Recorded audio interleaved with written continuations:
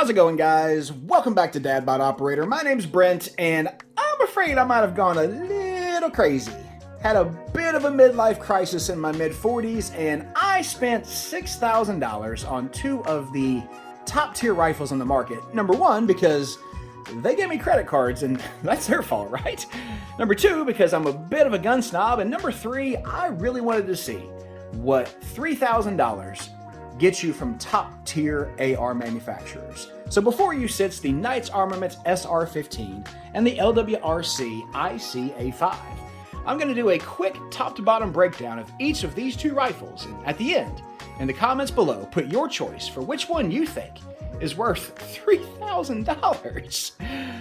Whew, I can hear all my build-it-yourselfers in the comments right now. Go crazy, guys. Go crazy. Let's do it. Up first, what many consider to be the king of the mountain of DI-operated ARs, the Knights Armament SR-15, chambered in 5.56, beautiful limited edition taupe color here, 16-inch cold hammer forged, chrome-lined barrel with a 1-to-8 twist, the patented 3-prong flash hider from Knights, with the little Knights nub in there for their suppressors, and which means if you're not using a Knights suppressor, well, it looks like you're replacing a flash hider. DI operating system on here is proprietary. On the inside here, you can see a little castle nut that they use to actually ensure that your gas block does not slide off. So fantastic in that regard, because DI operating systems, that's kind of the weak point, and they have ensured that is going to be strong for you. M-lock slots all the way around this 15-inch Mod 2 handguard. Picatinny rail sitting up top. Some Magpul rail scales that actually came with it. And if the way we're going to do this today is if it came with it, I'll let you know. If I had to replace it, I'm going to let you know too, and give you the total cost of everything once it's all said and done. So be prepared for that as well. The patented Knights Armament backup iron sights. You can see for today's comparison, we have left off any optics to ensure that no biases occur. So we've got our Knights Armament backup iron sights, and those alone are usually a couple $100, probably I think closer to 300 actually, if you were to buy them on their own. So the fact that they throw them in for you, pretty good deal. That Mod 2 upper alone usually goes for close to $2,000, and you can see why. I mean, the quality on it is pretty apparent. You've got QD cups sitting up top, the M-lock slots all the way around, 7075 T6 aluminum upper and lower on here. Fully ambi controls. You've got bolt catch and release on this side, mag catch and release on this side as well. Ambi safety selector. On the other side, we have bolt catch and release, mag release, and ambi safety selector there as well. And the safety selector is actually scalloped, if I could speak today. Let me see if I can show you guys here.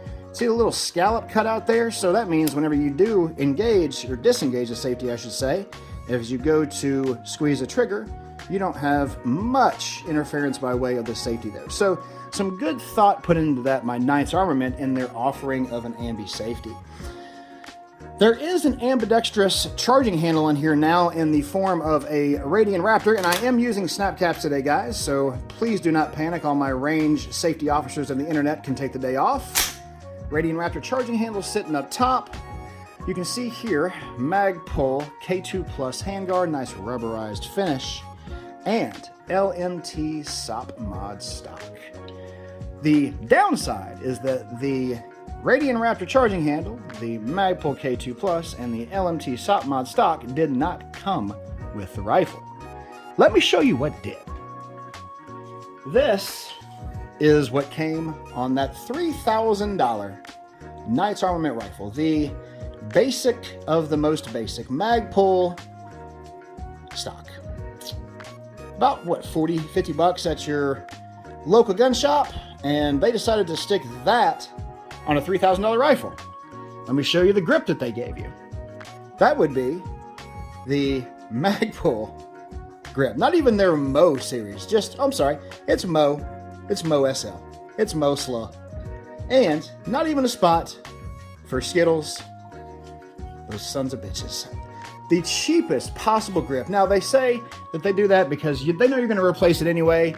Well, then why even put the grip on there? You may as well just save me some money. Oh, and let's talk about charging handles. This is the charging handle that they give you.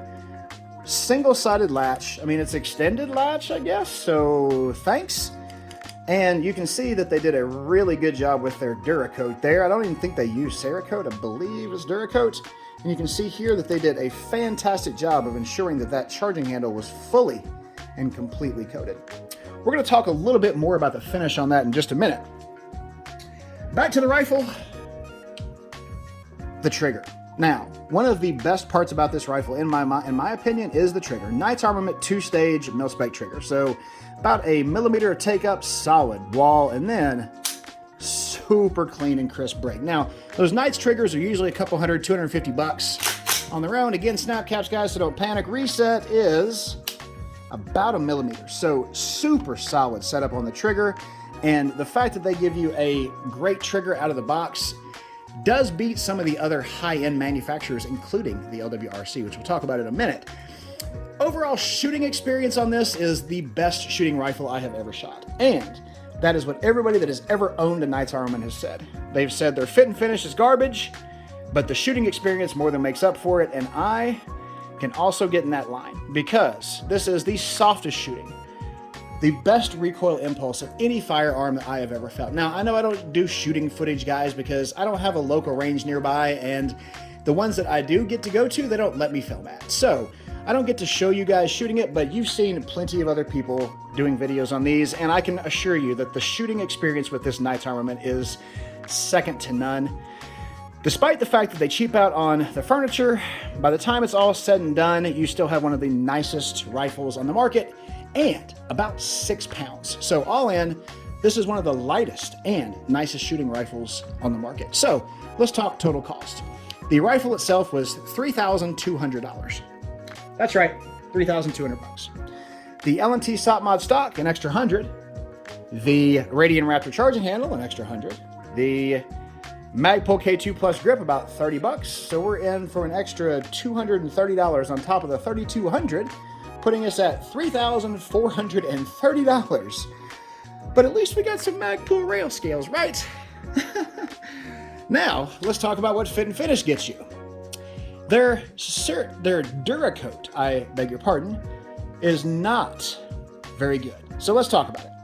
You can see here, they actually even Duracoated the barrel, which, you know, thanks, I appreciate that. But let's look and see, did they take the time to tape off the flash hider, or maybe even not put it on before they Duracoated it?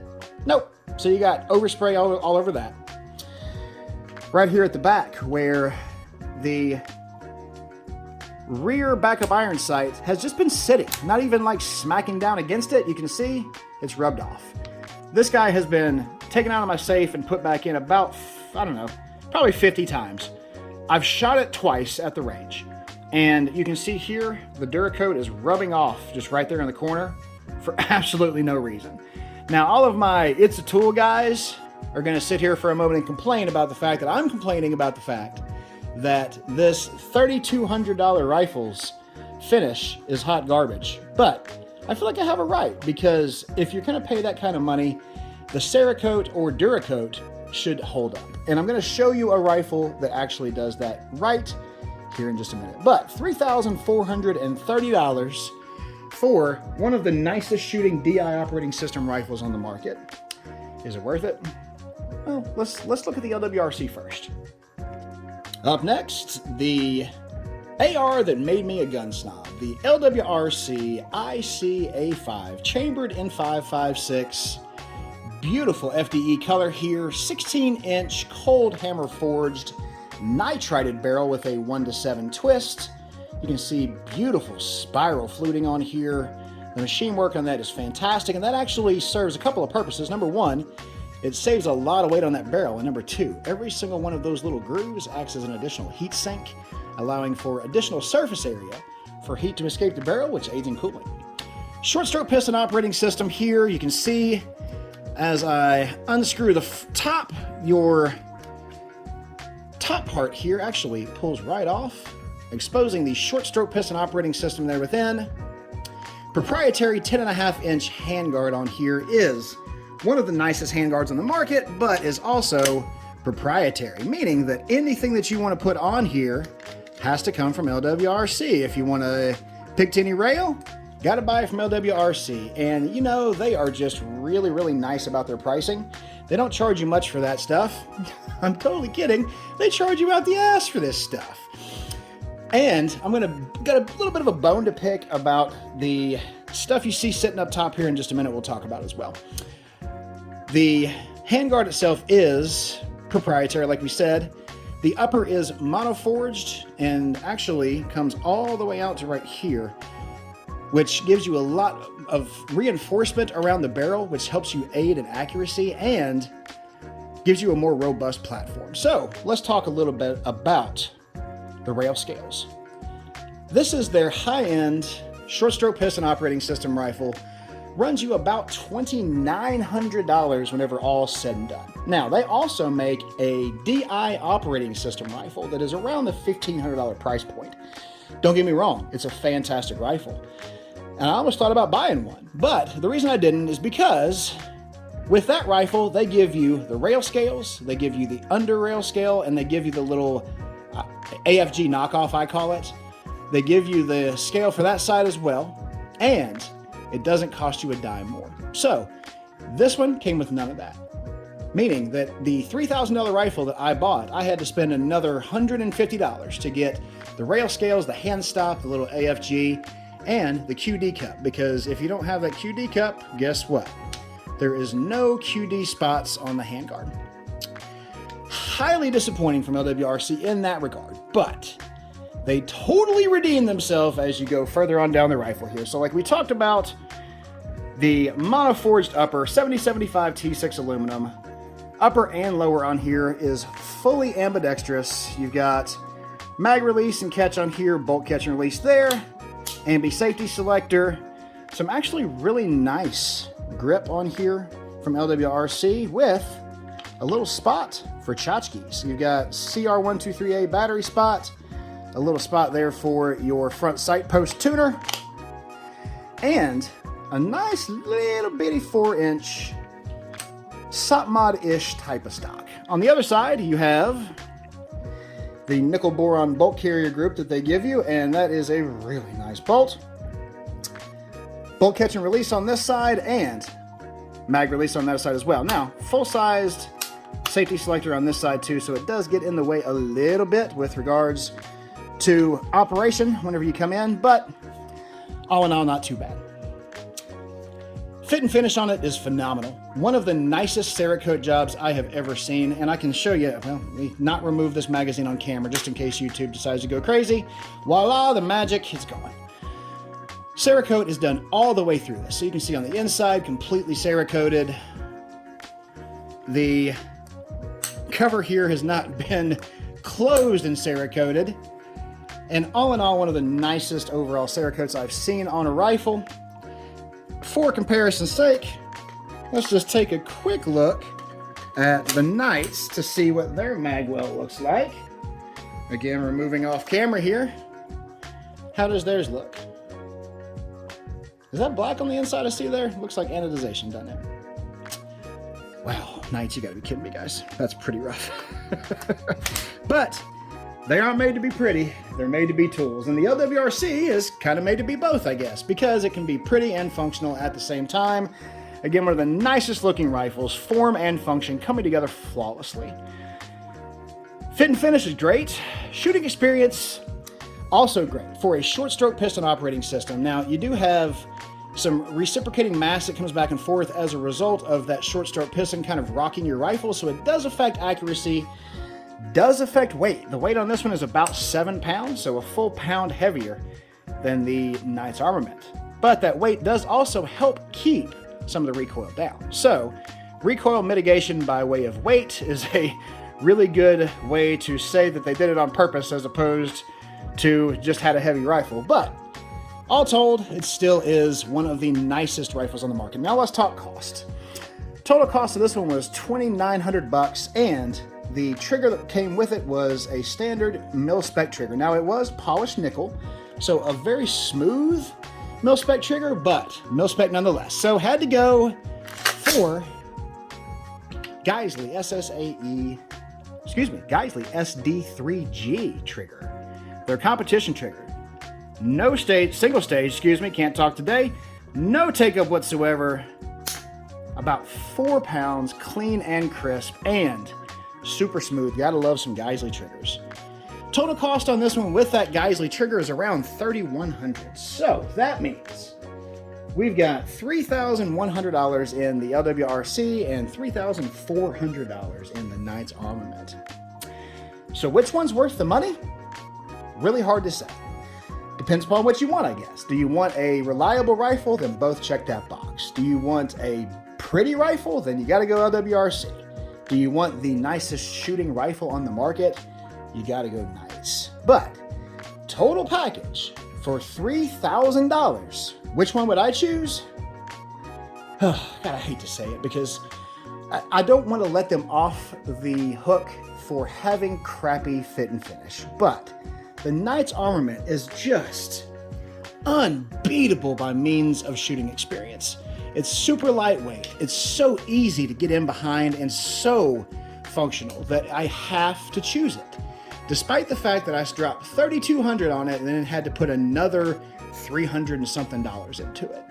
But at the end of the day, the combination of everything that Knights gives you with their proprietary bolt and the additional direct impingement security the security on there with the castle nut, how do you pass it up? You can't. So my choice today, the Knight's Armament SR-15 as the king of the hill, the top of the $3,000 rifle market. But that's my choice, guys. What's yours? Put it in the comments below. I love talking to you guys about this kind of stuff. I know my PSA guys are going to be in there going strong for Palmetto State up against $3,000 rifles. So I'd love to hear your comments. Put them in down there. Let's get a conversation going. Let's get an argument started. I love that too. So thank you guys, as always, for being a part of the DadBod Squad. My longtime subscribers, thank you for liking, subscribing, sharing. To my first-time viewers, thanks for stopping in. Beers in the fridge. We'll see you next time.